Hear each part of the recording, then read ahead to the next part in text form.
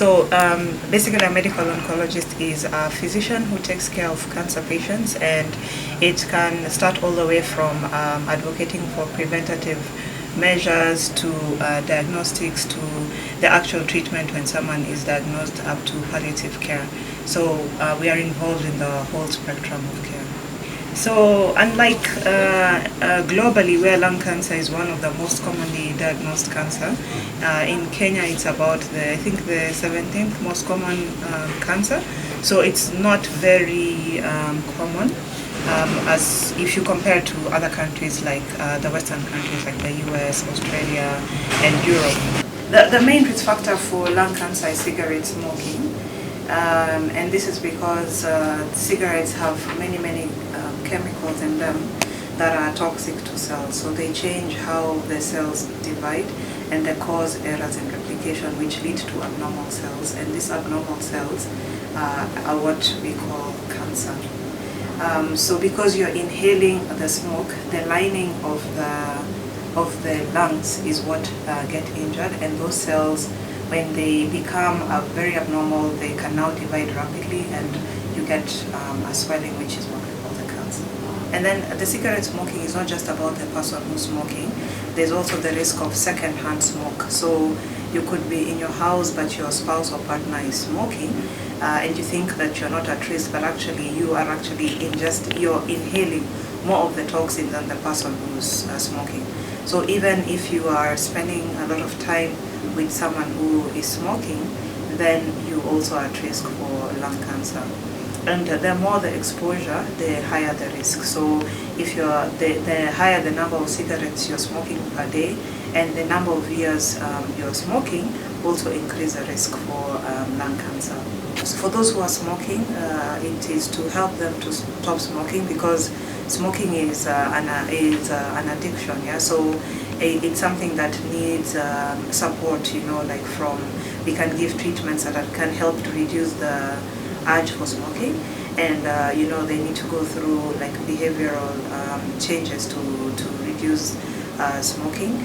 And then for those who are working in areas where there is asbestos, like in the mines or in the textile industries or in shipyards, then using protective equipment when they're in those areas where they're being exposed. In terms of biofuel, the risk is when the biofuel is used indoors. So, like when you're burning charcoal indoors with a lot of exposure, then good aeration is one of the preventive measures.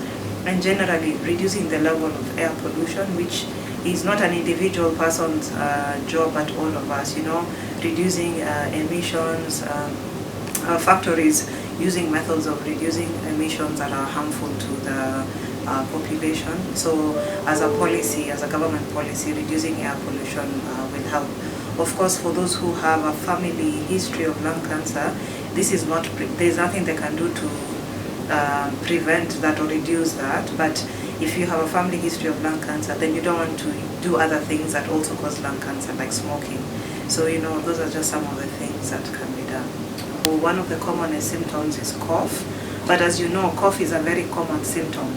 If you have a normal cold, you'll get a cough. If you have a pneumonia, you'll come with a cough. If you have asthma, you'll have a cough.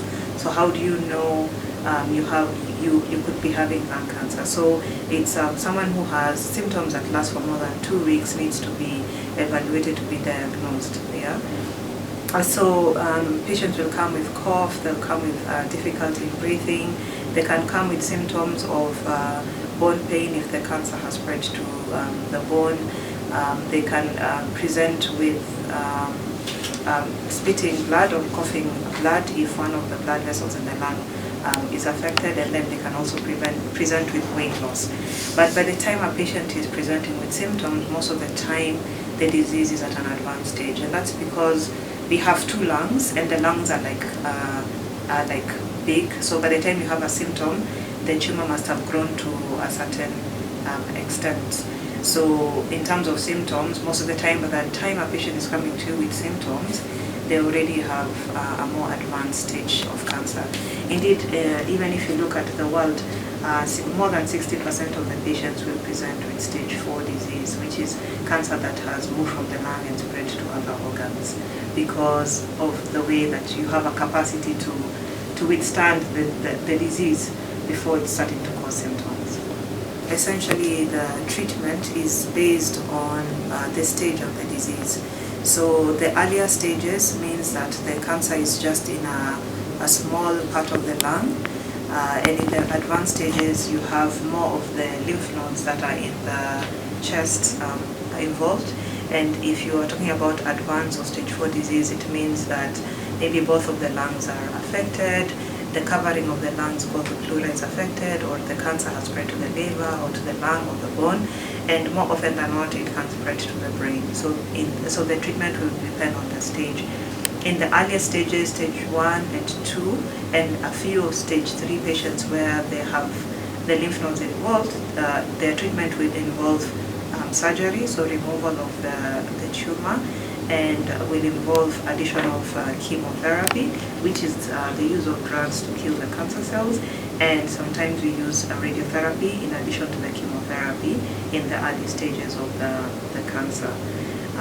And then with new advances in treatment, even for those early stages, there is new evidence that we might be using immunotherapy, which are drugs used to stimulate the immune system to kill the cancer cells. If you have early stages of cancer and the cancer is considered curable, then there is at least a better chance of survival.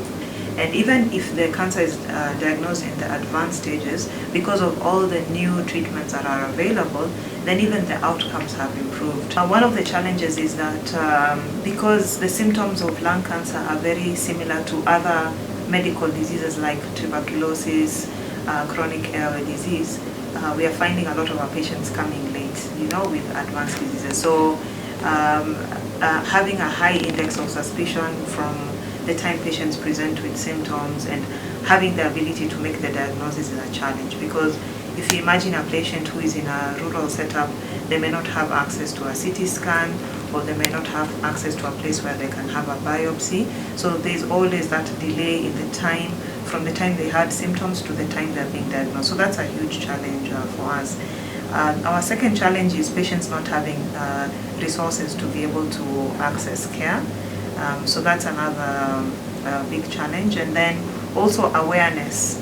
If you look at the general public, they will know about breast cancer, they may not about cervical cancer, but lung cancer is not something we talk about often. So the awareness of it is not high. The other challenge is that we know things like smoking are bad for us, but people still continue with the practice. And so we need to have, from even a policy level, measures to reduce smoking. And I think the government is doing a lot, like you have smoking designated areas, people not allowed to smoke indoors or in public service vehicles and things like that. And then also having high tax levies for cigarette companies, and then even cigarette companies have to put labels that say that the substance you're taking is dangerous, So there has to be a multi-sectoral approach to reducing the risks of cigarette smoking and exposure to other chemicals.